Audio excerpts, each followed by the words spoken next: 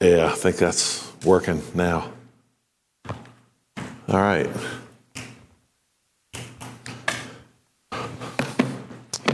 Okay. Great being here today. Nice to see you. And so let's start with a word of prayer. We thank you, Lord, for your mercy to us. We thank you for this topic, the topic of kingship, its necessity, its limitations. And we ask that you would guide us as we look at these, look at your word here. And we'll be able to think even more accurately about what your word has to say about this topic, especially how it applies to your son. We ask these things in Christ's name. Amen. All right.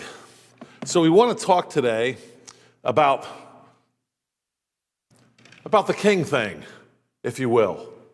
We're often taught that we shouldn't even talk about that as Americans. After all, we have no king. And then we're taught something like, well, if we do have a king, it's we the people. But I got to tell you, it's a lot easier to identify a king somewhere sitting on a throne, like that guy's the king, rather than the people. The people are the king. And of course, whenever I talk about this idea of the people, I can't help but mention once again one of my all-time favorite or non-favorite people, Mao Zedong. Because what do you do when you say, well, the people are the king? Well, they don't all agree. Well, now who's king, right? Now who's king? The most powerful? Well, maybe we vote whoever gets to be king or whoever gets their viewpoint enforced. But like I said to someone not the last time I voted, the time before, I went in to vote and I said, you know what? I'm in here casting a ballot. I know who I cast the ballot for, but I frankly don't have a clue, number one, who I'm actually voting for. Because the people counting are the ones who tell me who I actually voted for. So how do we do this king thing? How do we do this? I have a few questions for you as we start out studying this idea of king. And I certainly want to leave some time for questions afterwards and hope you have some. And I doubt I'll answer everything, at least in my talk here. But this is a good topic for us to talk about and for us to discuss and for us to consider. Let me ask you a few questions. What is a good king? What's a good king? What's a bad king? Now, here's a question I want to ask that we can only ask about one king that I know of in history. Now, maybe there's others. I don't know all of history. But this is a question I want to ask about a particular king. My question is this: would you be willing to serve a king that died for you? In all the history of the world, there's not very many kings that die for their people. When we normally think of kings, we kind of think the opposite, right? You die for the king. Would you be willing to serve and trust a king that died for you? I actually only know one king like that. Only one. Israel could accept the king because they had already given up what a king would do, and we're going to talk about that in a minute, when Israel went to their king thing. Then God's way is to go towards responsibility. We'll talk about that as well. But I have some more questions for you. What does a good king look like? What does a bad king look like? What does a good king not do? What do you require of a good king? If you had a list right now, gave you a list, you get to choose the characteristics of a king. You're going to get a king, I would say. What do you require of this king? Would you know what to write down? What would a king have to do in order for you to have to trust him? King, I would like to trust you. If you do X, I will trust you. What's the X? If you do fill in the blank, what is it? And another question: what do you do when another king calls on you to commit treason against your true king? How do you feel about that? What are you going to do about it? How angry would that make you? And so my central idea and the title of my talk this afternoon is You Need a King, but not just any king. See, we have that tendency to talk about a king like that, right? It's almost like one size fits all. Talk about a monarchy as if all kings are the same, right? A king or not king or whatever. You do need a king, but not just any king. All kings are most definitely not created equal. And getting back to our boy Mao Zedong, who talked about the people, some of you will recognize this quote. Mao Zedong, he had to figure out who the people were. Tell me, I mean, this is really simplistic. This is clear thinking right here. And you won't be able to argue. Mao Zedong. He said, I know who the people are. The people are the ones who support the communist revolution. That's who the people are. And the people who do not support the communist revolution are the enemies of the people. How simple is that? We got the people figured out. Super simple. You know, us dopes here in the West, we think, well, the people are like whoever votes the most or whatever. Mao Zedong said, I don't care who's got the votes. The votes don't matter to me at all. What matters to me is who supports the communist revolution. They're the people. But you know, in communism, they're always talking about the enemies of the people. They constantly had all kinds of enemies of the people. Well, we know who they are. They're the ones who do not support the revolution. So, I want to talk to you about this idea of a king, and I want to talk to you about what constitutes the right king, the trustworthy king. How do we know we have a trustworthy king? Before I do that, there's something I want to read to you from the autobiography of missionary John G. Paton. Anybody here familiar with John G. Paton, the missionary? Some of you are.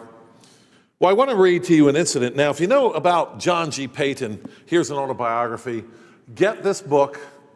Make sure to read it when you get a chance, because what you will find out that when he goes to the New Hebrides Islands and talks to people who are unbelieving people, have been unbelieving people for an awful long time, if you want to see natural law in operation when it comes to ethics, now I'm talking about natural law when it comes to things like maybe gravity or possibly drowning in water. I'm talking about ethics. I'm talking about right and wrong. If you want to see that in operation, you're going to want to see what he dealt with on the island of the New Hebrides.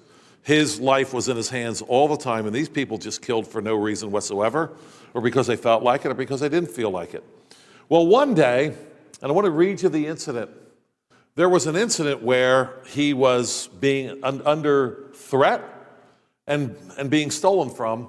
And I want you to think about how you, without a Bible, without the Word of God, would have settled this situation. In other words, without an ethical king with an ethical law. I want you to think about how you would have settled this. He says this, he says, we retired. Well, let me back up here a little bit. One day thereafter, I was engaged in clearing away the bush around the mission house, having purchased and paid for the land for the very purpose of opening it up, when suddenly Uwili appeared and menacingly forbade me to proceed. Now let me stop there for just a moment. One thing that he ran into was he was buying land from the locals, and they were constantly reselling it to him. They were constantly saying, well, no, you don't get this, you don't get that. You need to pay more and more and more. Now, as an aside, this is why that incident that we almost want to overlook in the book of Genesis is super important. We have Abraham counting out money in the presence of the Hittites for land. Remember what for? Bury his wife. You see, the first time we see land being bought in the Bible, it was permanent. Don't forget that. You know, if he was buying to maybe graze his animals, something like that, maybe you could have that pagan idea of, well, you're actually renting it from me. I never had the idea of you owning the land permanently, right? But when we see Abram, I should say, buying that land from the Hittites And many people believe the Hittites didn't even know the language of Abraham, the Hebrew, if you will. They didn't even know this. Couldn't even speak the same language. They had to use an interpreter, many people believe. But we know they did speak one language, right? They all spoke one language. The Bible tells us that he counted out the silver in the presence of the Hittites and all the other people. They knew that language. Yeah, they could speak that one. But it's superbly important because we see land being owned permanently. It's so clear and so good. If Abram's buying this to bury his wife Sarah, he owns it permanently. But we run into this kind of thing all the time, don't we? Especially with people who don't understand property rights and property responsibilities. We see this in our own in our own history here. Now, a lot of times we hear people say, "Oh, the United States, people, the colonists and so forth, they cheated the Indians, if you will." Well, you better read a little more closely because it happened the other way around as well, often enough. You buy some land, and then they come back and say, "Well, we were only renting it to you. You have to buy it again." This kind of a thing. But once again, we go to the Bible to figure out what God thinks about property. So here we are in a situation like this, with missionary John Peyton, and he's bought this land for the very purpose of opening up in his mission house. Young Yawili appeared and menacingly forbade me to proceed. For the sake of peace, I for the time desisted. But he went straight to my fence, and with his tomahawk cut down the portion in front of our house, also some bananas planted there, the usual declaration of war, intimating that he only awaited his opportunity similarly to cut down me and mine. We saw the old chief and his men planting themselves here and there to guard us, and the natives prowling about armed and excited. On calling them, they explained the meaning of what Yawili had done, and that they were determined to protect us. I said, "This must not continue. Are you to permit one young fool to defy us all and break up the Lord's work here on our island?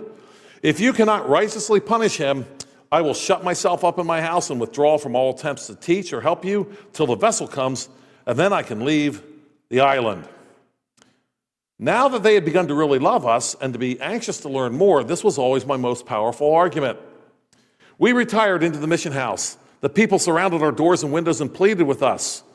After a long silence, we replied, "You know our resolution. It is for you now to decide. Either you must control that foolish young man, or we must go." So you see the picture here. Here's a man threatening them, cutting down their banana trees, cutting down their fence, and letting them know by those actions that you're next. We're not the only ones with politicians here in the U.S. Can you guess what happened next? Much speech making, as usual, followed. Something really bad going on? I know how to fix it. There's got to be a speech in there somewhere. Oh, wow. Yeah, much speech making, as usual, followed. The people resolved to seize and punish Yawili, but he fled and had hid himself in the bush. Coming to me, the chief said, "It is left to you to say what shall be Yawili's punishment." And so now I want you to listen to a series of punishments that they propose and how to fix this problem. And I want you to understand that they had no king, no righteous king, in the sense of no righteous king or any body of belief that appealed to the ultimate authority, which of course is the Bible. They didn't have that. So, Yawili leaves, he flees, and they don't know what to do with him. But they wind up catching him. Then coming to me, the chief said, "It is left to you, Mr. Missionary, to say what should be Yawili's punishment. Shall we kill him?" That's reasonable, right? Let's see, he cut down your fence and cut down your banana tree. Kill him. I replied firmly, "Certainly not. For murder can life be lawfully taken away." "What then?" they continued. "Shall we burn his houses and destroy his plantations?" Again, reasonable? I answered, no. Shall we bind him and beat him? No. And this next one is my favorite. Shall we place him in a canoe, thrust him out to sea, and let him drown or escape as he may? Now that sounds like the cleanest one, right? It would only probably cost you a canoe, no blood. Yeah, just shove him off, and whatever happens, happens, bro. That's pretty nice and clean. No, by no means. Then Missy, that was short for missionary, they called him Missy. Then Missy, said they, these are our ways of punishing. What other punishment remains that Yawili cares for? Now, think about this for a moment. They were out of options.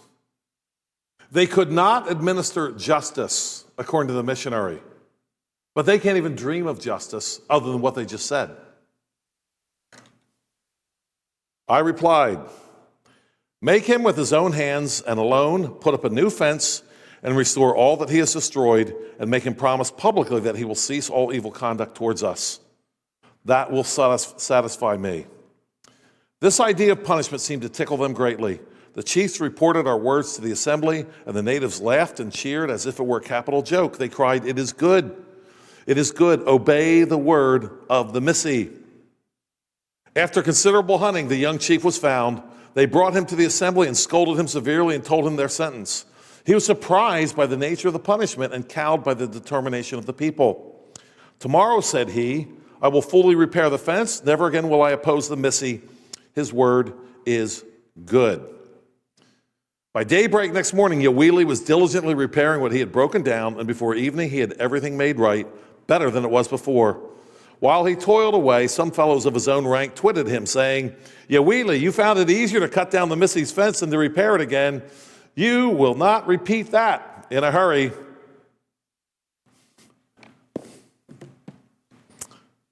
Why do I read this when we're talking about kings? Well, I trust it'll become clear to you, very clear to you, as we go forward. So, a few points to make. Under you need a king, but not just any king. My first point is why. I know a question is not really a point, but that is my first point, if you will. And my second point is also a question. What constitutes a good king? How will you know? If you don't know what constitutes a good king or a good civil magistrate, you could just as easily choose a bad civil magistrate as a good one. You could make things worse and not even know if you have no standard whatsoever. Some of you remember, I'm sure, some of you remember what happened before Antifa and all this crazy stuff. Anybody here remember Occupy Wall Street? Remember that nonsense? Yeah. Well, they had a little, you might recall they had various cities that they had to occupy. If you remember that or not? Various cities occupied this city or that city. That was warm up for the riots, I think, in 2020 is what that was. Well, I lived in the Lancaster County area at that time, and we actually had a little group, Occupy Lancaster. Now, I couldn't help but notice that these were a bunch of socialists, communist type people. No one wanted to occupy Reading. Come on, guys. Then I kind of figured out Reading was already occupied. What a mess. So I decided, you know what, let's head on down there to Lancaster and see if I can talk to these guys. And so I headed on down there, and it was during the winter when I was able to do that. And they had a little park going on there and some hay bales and some tents. And I even saw, you'll appreciate this, Andrew, I even saw the ultimate vessel that makes any protest legitimate, a guitar. You have a guitar, it's a legitimate protest, right? And didn't hear it played, but I saw it. And I decided I want to talk to these people. It was pretty interesting. So I went to talk to them. I said, hey, what are you guys doing? We're protesting all the basic robber barons on Wall Street, all those greedy capitalist pigs. I said, okay, good. Let me talk to someone. I said, I want to talk to your intellectual leader here. I want to talk to him. I want to find out what's up with him. And I said, okay, we'll find him. And so I asked him the same question. So what are you doing here? Got the same answer. We're protesting against these greedy people. I said, all right, good. I said, tell me what it is that constitutes a good person. You want to be good. What would a good Wall Street guy look like? Do you know? And he got awful fuzzy on me really, really quickly. And I said, you're out here in the cold, you're out here protesting? Come on, I need more from you. I need more.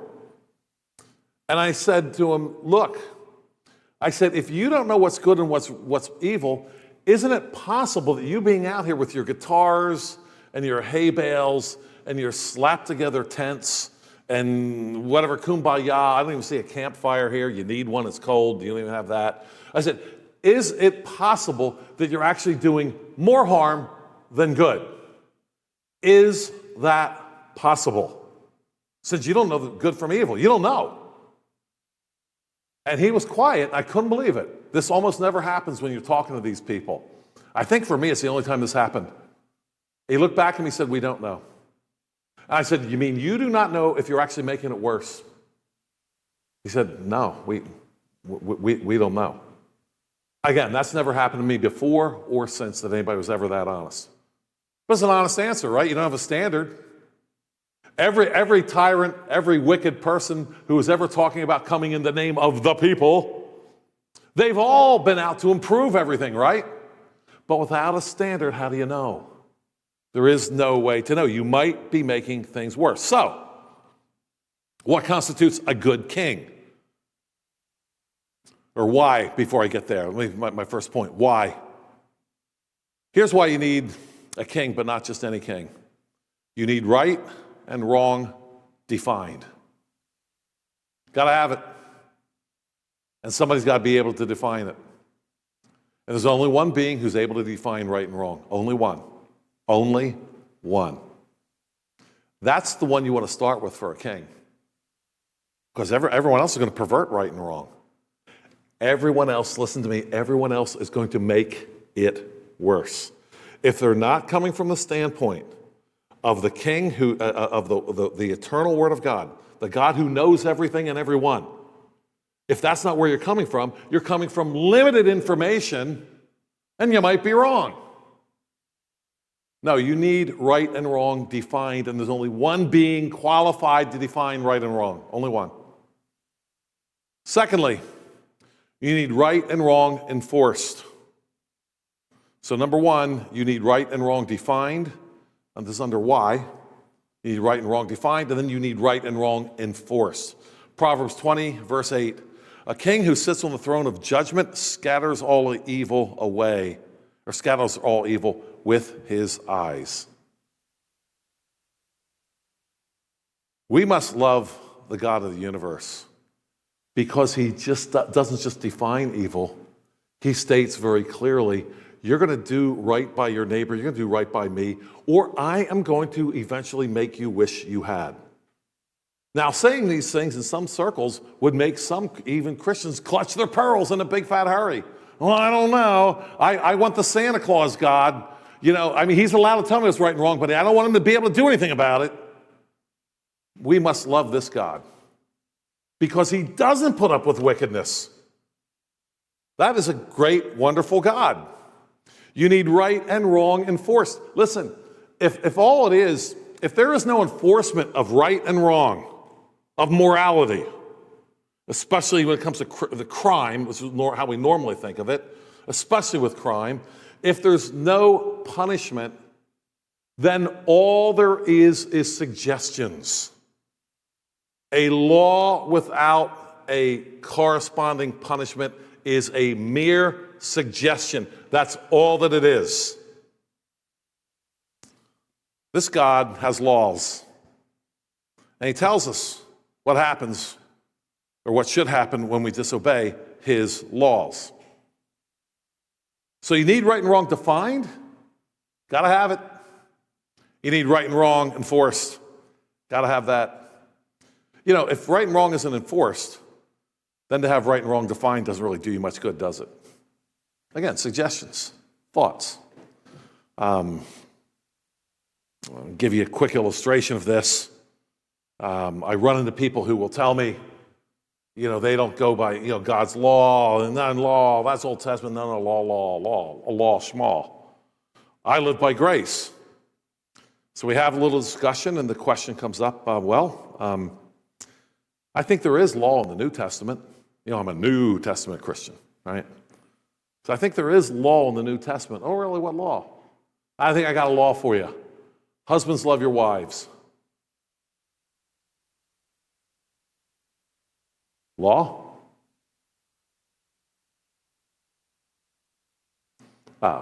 Suggestion? Perhaps devotional idea?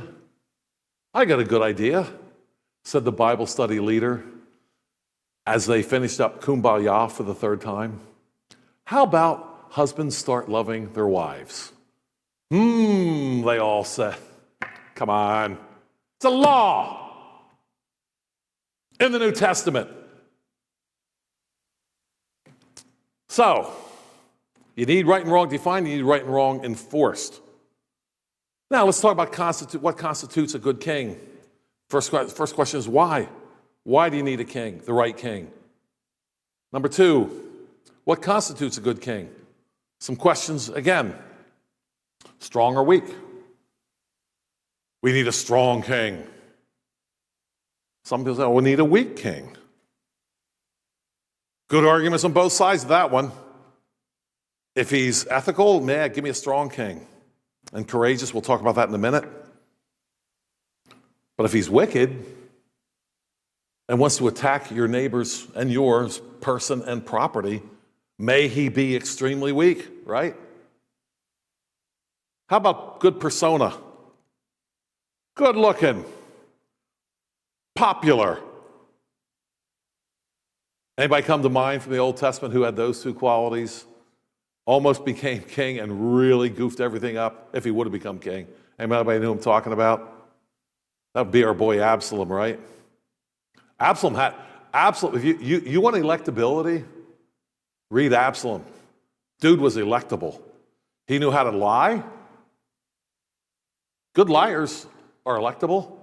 And he was really good looking. Come on now, this is 2025 in America. That's pretty much all you need. You need to be able to lie effectively, and you need to be good looking. Because if you can lie effectively, you can get people behind you. All you got to do is start talking about what you're going to give them, dividing up the spoil, right? Yeah, we support Absalom for king. Yeah, Absalom. Absalom, one of those guys, maybe you've heard of somebody like this in your life. Absalom, one of those guys who knew how to get elected, but had no clue what to do once he was elected. You see, being elected is not quite the same as serving in the office, right? Two different things. That's our boy Absalom. Okay, how about knowledgeable? I don't know. Well, then I'm going to give you three elements of any leader, be it civil, ecclesiastical, or familial. These are the things you want. Ethical, trustworthy, and courageous. You need all three. That is a three-legged stool. Any king, any civil magistrate that has only two will make things worse. Trustworthy and courageous, but not ethical. Don't want that guy. Do not want that guy. He's going to attack my neighbor's person and property, and maybe mine as well. There's no ethics. He's trustworthy. You can trust him to attack his neighbor. And he has courage doing it too. But he has no ethics. How about ethical and courageous? Well, that kind of covers trustworthy a little bit. So that kind of gets all three. How about courageous? Well, I already said trustworthy and courageous without ethics. You got to have all three. And this sounds a little bit like what, and you've heard this before, but I'll read it again, what Jethro said to Moses. Think about these three: ethical, trustworthy, courageous. Listen now to my voice. This is Jethro talking. I will give you counsel, and God will be with you. Stand before God for the people so that you may bring the difficulties to God. And you shall teach them the statutes and laws and show them the way which they must walk and the works that they must do, or the work they must do. Moreover, you shall select from all the people able men such as fear God, men of truth, hating covetousness, and place such over them to be rulers of thousands, rulers of hundreds. So we've got able men, fear God, men of truth that hate covetousness. Sounds like ethical, trustworthy, and courageous to me. They shall be rulers of thousands, rulers of hundreds, rulers of fifties, and rulers of tens, and let them judge the people at all times. Then it will be that every great matter they shall bring to you, but every small matter they themselves shall judge. So it will be easier for you, for they will bear the burden with you. If you do this thing, and God so commands you, then you will be able to endure, and all this people will also go to their place in peace. Now I'm going to stop there for a minute and talk about something that is very pertinent. This idea of a king is a lot more pertinent than what you might think. Anybody here ever hear of Christian nationalism? The Christian nationalists are all about a centralized figure, are they not? What do they call him, Andrew? Christian Prince. Have you ever thought of this with what's going on right here with Moses? He's going the opposite of the Christian Prince. He's actually sacrificing personal power to gain justice. That's what's happening here, because what happens, Jethro saw there's just too many people here. There are too many people. And so they're lining up all day, and when you're lining up all day, what do you not get? And you're going to Moses for justice, but if you're lining up all day and you can't see Moses, what are you not getting? You're not getting justice, right? And so Jethro comes along and says, let's give these people justice. And Moses, in order for these people to get justice, they need to be taught the law word of God, and you need to become less of a central figure and have the people themselves, let them learn how to judge. It's going the exact opposite of the Christian Prince idea. Opposite. And what happened when the children of Israel asked for a king? They were going the opposite way of what Moses is talking about right here. Opposite. Give us a king that he may judge us, and he'll be able to fight our battles for us. And the Christian nationalist idea of getting this Christian prince is going the exact opposite way here of what Moses is talking about, what Jethro is talking to Moses. Exact opposite. Question for you. Who deserves a good king? Everyone? How about those who hate the true king? Those who hate the true king, and they're everywhere. They're in our media, they're in our social science centers of our universities, they're teaching in our government schools, they're everywhere. Media, art, everywhere. Science. Do those who hate the true king deserve a good king? Or is it those who love the true king? Now, I want to wrap it up here with a case study here this morning.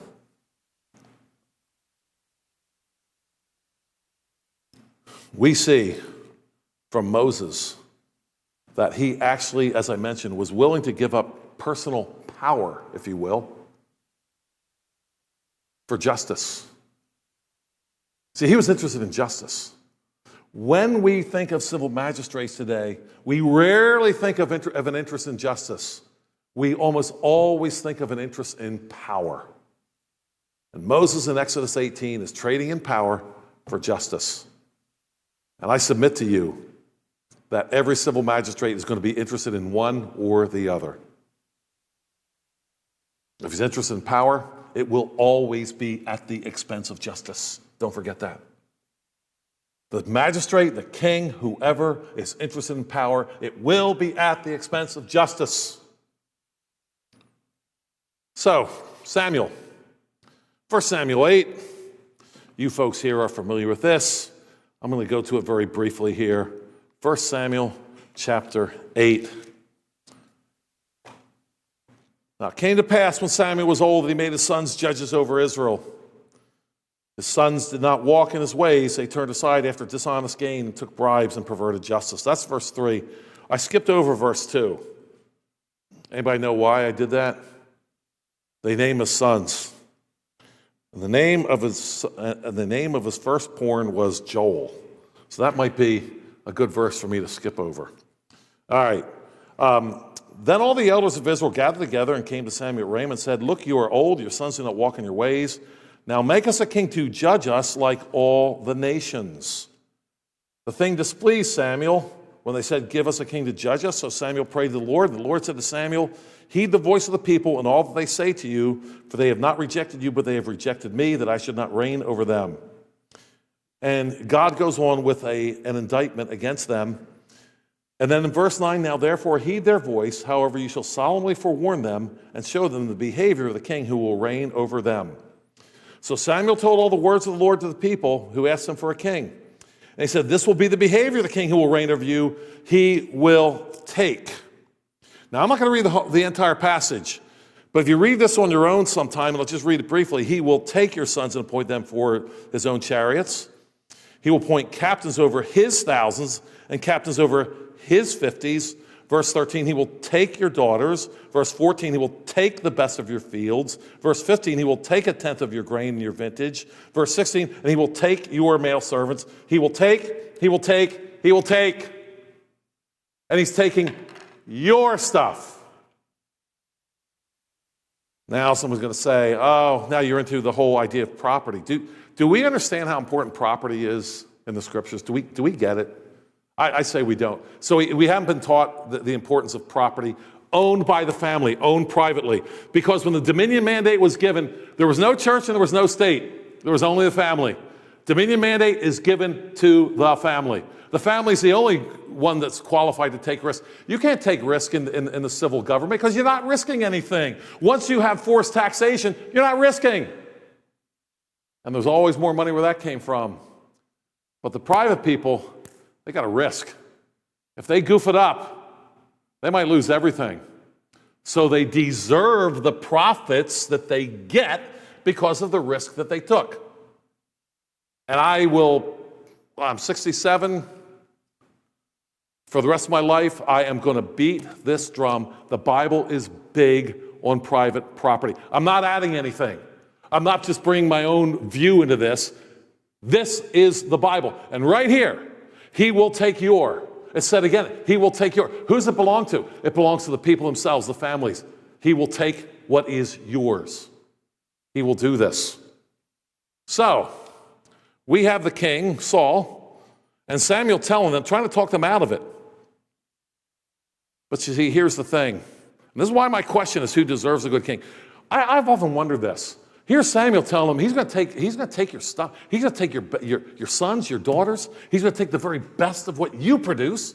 He didn't produce anything. He just comes with his soldiers and he takes your stuff. He has no risk whatsoever. He just comes and takes it. And I have thought about that over the years. How easily they gave this up. Why was it so easy? I think the answer is in the beginning of chapter 8. When they say, make us a king to judge us like all the nations. They knew what the other nations were doing. They knew that other nations had kings who took their property from them, and they were willing to do it. They were willing to give up freedom for security. They were willing to run away from the responsibility of their own fields, vineyards, herds, flocks, for just a little bit of security. Just make it secure. Well, if that's our attitude, we might as well join the children of Israel that wanted to go back to Egypt. Isn't that what they wanted? It's just too much responsibility out here. Can't we go back and be slaves again? Please, we want to be slaves. They had already given it up. And just so, in closing, Just so you know how this whole thing works. Once the state can come along and take what you produced, it will be used to destroy you. Don't believe me? You think I'm just up here like maybe I just got out of my John Birch Society meeting and I'm just like passing on what I heard there at the Conservative Republican caucus, well, whatever that would be, whatever. Or can I go to the Bible for this? Yeah, I think I can. So, in 1 Samuel 22, we have a little problem here. Saul is trying to kill David. What's a king to do that wants power, right? What do you do? I think I know what you do. You go and kill your rival, first of all. That would be David.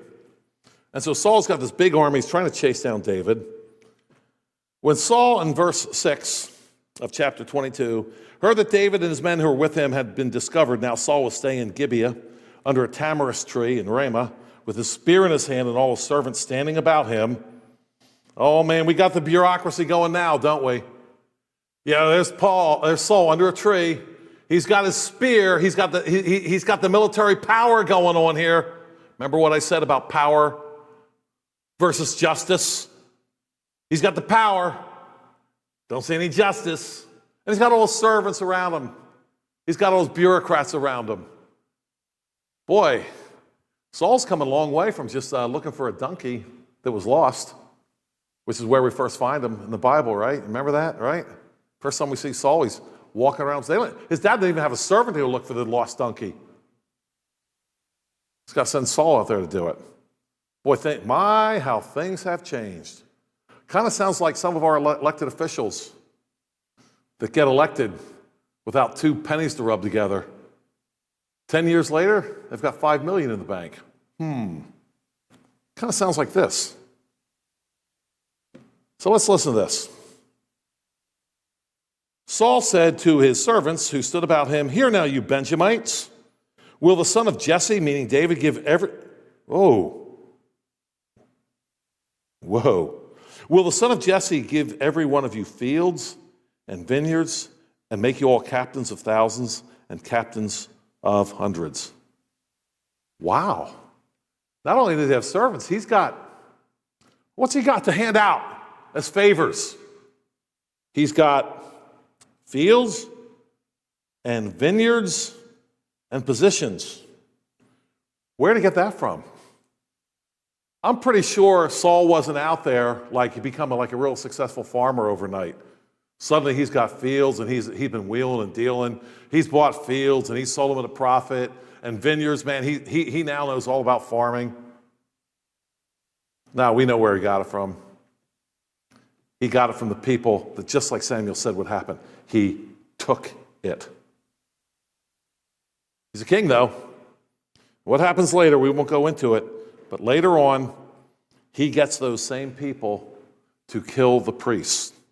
And they didn't want to kill the priests, but he starts handing out goodies, and he found somebody who would kill the priests for him. Know this. This is true throughout the scriptures. And this is why we hate, I hate socialism. I hate it. You know why I hate it so much? Well, for a lot of reasons, but one reason is when it comes to killing people by the state will take the property first and kill you later. The theft of the property by the state always precedes the murder. That's why we must hate anything that looks like socialism. If you love your neighbor, if you love Christ and love your neighbor, you will hate socialism. That's why we talk about kings the way we do. We see these kings as people who just take.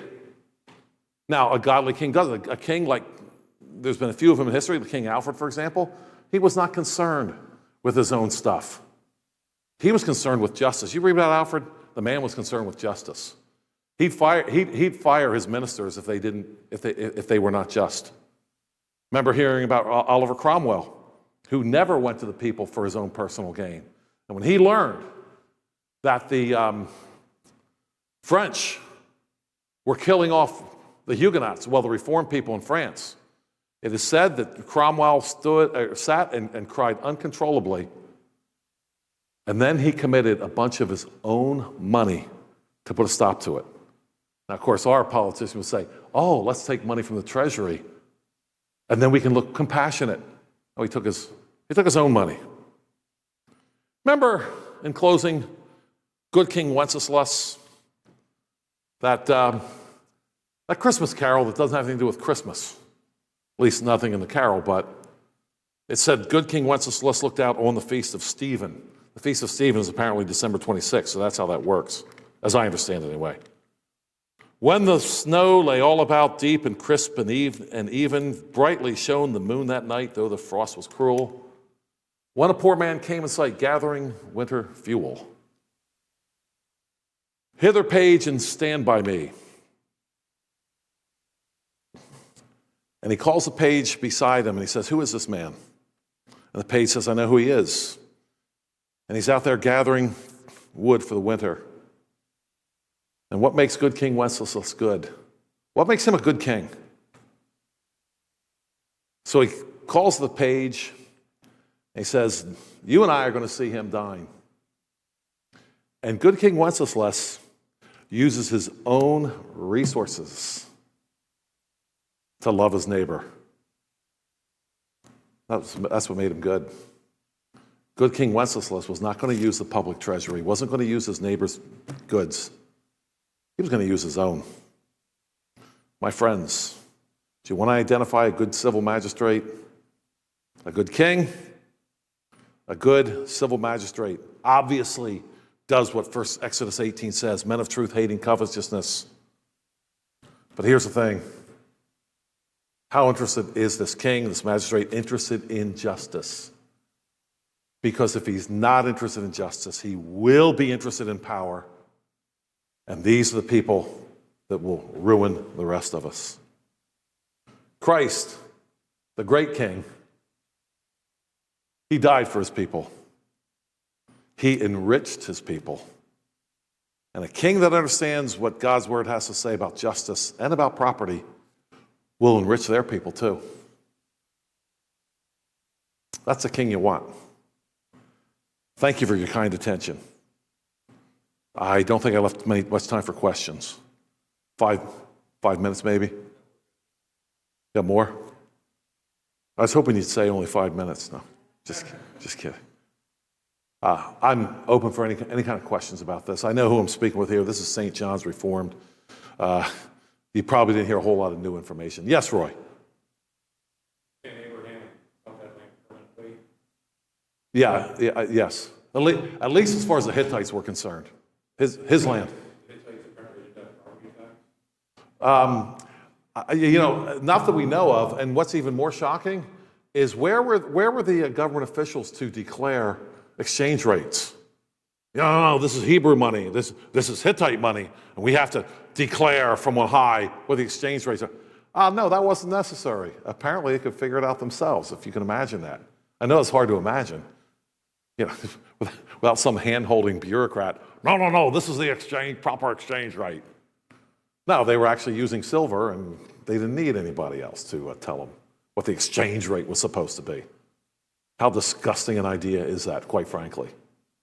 Paying somebody to declare the value of my money versus somebody else's money. What a waste of money. And oppressive, frankly. Who else has a very easy question like Roy's? Yeah. Do you think Cromwell would be acceptable? Yeah, I do. But I believe that he would, I think he would be acceptable to me. But I don't think he'd be acceptable to Christian nationalists. The reason why I say that is everything about that guy that I can read, like he didn't want to kill Charles I. He was doing everything that he could. And a book on that, if you want to read about, it'll do you some good. Cromwell by Antonia Fraser, if you've seen that book. I believe she was Roman Catholic, a book about this thick. And she really seriously justifies Cromwell as a man who did not want to chop off the king's head. He just wanted justice. Here's the problem for me with the Christian nationalists. And anybody here is obviously willing to, can argue with me about this. We have time, right? Now I'm kind of warming up to the idea of time. Argue about the Christian nationalists. Yeah, I'm feeling pretty good about this. I don't see justice coming from them, Roy. I see order. That's what I see. We need order here. Well, I mean, once you start arguing for order over justice, you're open to any horrible, wicked prince. Because what you're going to do is you're going to give them power. That's the trade-off, right? I give you power, you give me order. Okay, I'll give you order, all right. How about during COVID, nobody comes out of their house? There's order for you. You're not allowed to meet. You're not allowed to sing in church. It's order. And so I believe that he would be a legitimate Christian prince, but he wouldn't be the prince that we're talking about here. Because from everyone I see from Cromwell, he was like, you guys, don't keep bringing everything to me. You guys figure it out yourselves. And Cromwell is hated. Talking about Cromwell. What time do we have to quit? Oh, I'm going to talk Cromwell now. A lot of people hate him because he busted up Parliament twice. And that is like unforgivable. You can't bust up Parliament. That's the people. You can't do that. Cromwell busted them up twice because he saw in both cases that they were passing laws to benefit themselves. And he wasn't having it.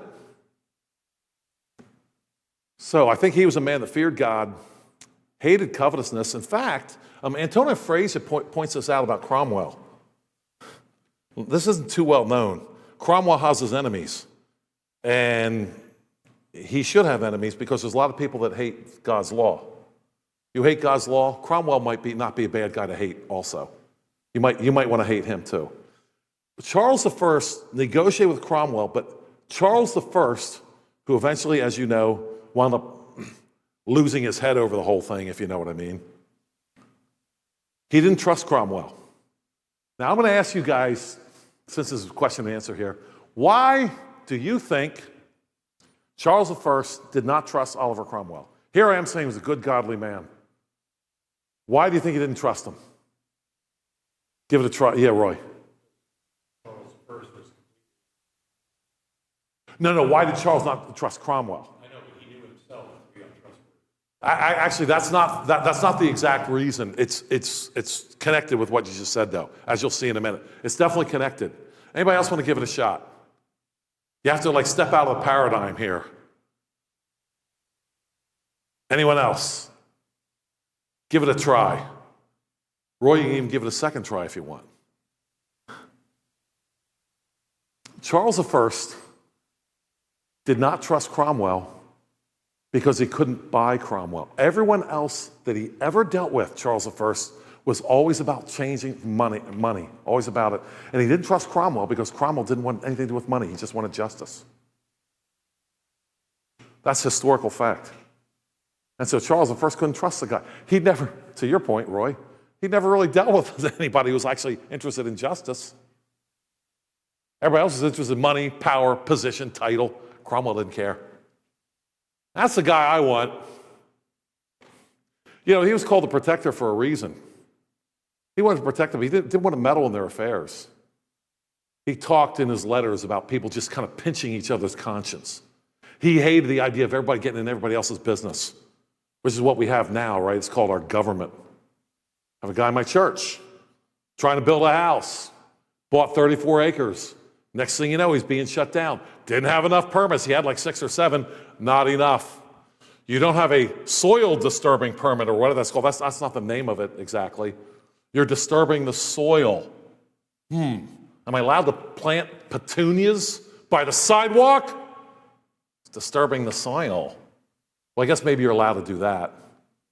It's maddening. I looked at the amount of permits he was supposed to get. He wants to put a couple of steers on his property. He's trying to redo the meadow. He's actually improving the place like crazy.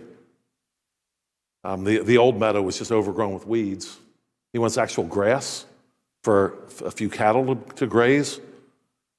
You know what he has to submit? He's supposed to submit. I want to smack some people. And as a Christian pastor, I want to smack some people. If I thought it would help, I should. Smack them. He's supposed to submit a manure plan. Manure plan. Take people's heads and smack them together. Are you seeing the light? Again, we'll keep doing this. Manure plan! Cromwell would hate that kind of thing. He'd hate it. He did hate it. We love it. Power, baby. Power. That's power. Will you tell other people what to do with their property? That's power. Somebody else takes the risk. And you have the power, and then you say what to do with the property. That's power. Yes, Roy. 1.2 million mandate legality Yeah. is before the law. Yeah. So no way is property. Not at all, because we have the exact same dominion mandate given to Noah once he got off the ark. Same thing. Yes. So, great idea, right? After the fall, let's give the state the authority for everybody's property. No, not a good plan. In fact, it's the opposite. Adam, you have to go out now, and by the sweat of your brow, you have to earn your bread. You have to own some property to do that. If you're going to get that done. Other questions? I'm loving this 5:15 thing now. All right, well, if there's, yeah. On the way to church this morning, I was trying with Caleb, and I played for him a podcast that it was a guy kind of giving a sober assessment about the realities of self-defense, Can you all hear, by the way? shooting for self-defense. Yeah. And the realities of the criminal justice system. Like, what happens if you have to discharge your firearm, maybe legally against somebody who needed it. Right. And just the swirl of ridiculousness that's going to come at you, because he says cynically, true though, he's like, you'll get as much justice as you can afford, in terms of a defense lawyer. Yeah. The bottom of the barrel from the law class will become the public defenders. Oh, yeah. And the top will be the prosecutors. Yep. And so I'm just thinking about this in terms of, seeking power versus seeking justice. Which, God incorporates those things perfectly. He's all powerful and perfectly just. But when it comes to man, we have this kind of dichotomy of these two different pursuits. And so, a lot of times what you'll see is come around election time, all the down ballot stuff that we don't pay a whole lot of attention to. Frankly, I don't know the people. Right. But, Right. what will they say? Well, such and such for this and that, tough on crime, all these criminal convictions, whether it's a judgeship or a attorney general or whatever Yeah. the situation may be, their credentials are always appealing to the conservatives, especially like the people who have put away all these criminals, stuff like that. Well, the prosecution is very subjective as far as like what an officer, what they're actually going to go after, how hard they're going to pursue Oh, it. yeah. And if they're just looking to rack up wins, because it looks like they can get a win on this person, it's not about justice. Right. It's about just like, can we railroad this guy? Right. Does this guy like have poor defense? Right. Because he's not going to prosecute, whatever, use it interchangeably if you want. He's not going to come after the guy who's got the stand-up like killer defense attorney. He's going to lose that case. Yeah. Yeah.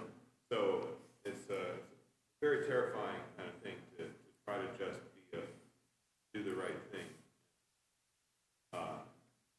Have this corrupt system come after you. Yeah, it's super corrupt because maybe a person got wealthy by being good at theft. Now he's wealthy. Now that's the guy who can really defend himself. He's got the money that he got corruptly. Now he's going to get away with it.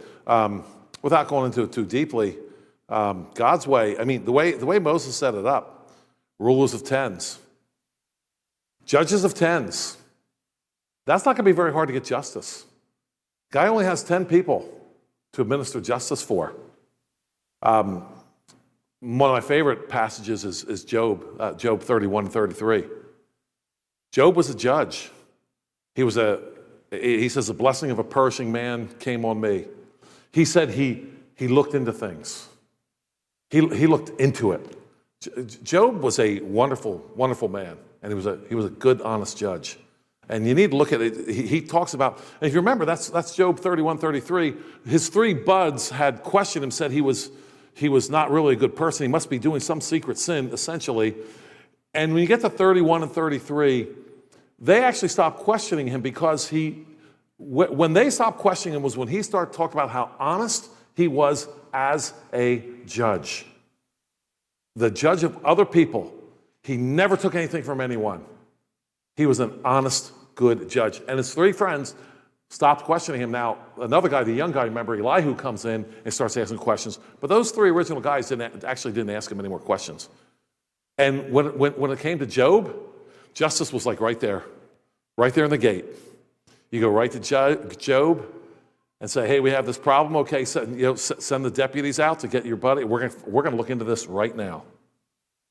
And it wasn't a matter of affording it, because it was very affordable and it was very available. He was already in the gates. I think that's one of the reasons why, without getting into this, what time are we pushing here?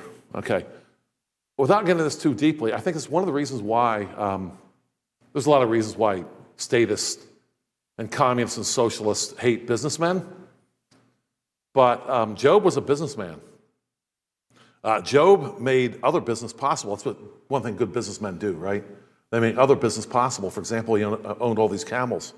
Well, living in the East with all the camels, what do you think he's doing with those camels? You think he's just like feeding and watering them and taking pictures of them and taking the 4-H and entering them into the contest to see who has the coolest camel? No, when you're talking about camels, you're talking about overland distances. So he was facilitating trade. He was probably renting his camels out to business people who couldn't take care of the camels themselves, but needed a lot of camels. If you're going to go on the trade route, you're going to need a lot of camels because you need a lot of people to protect yourselves. He was a man of business, and he made life better for an awful lot of people. But that man was very capable, and because of his capabilities, he ran business from the gates, and then he had time. He was already available as a businessman for people to bring their appeals to justice to. I think businessmen can often make good judges.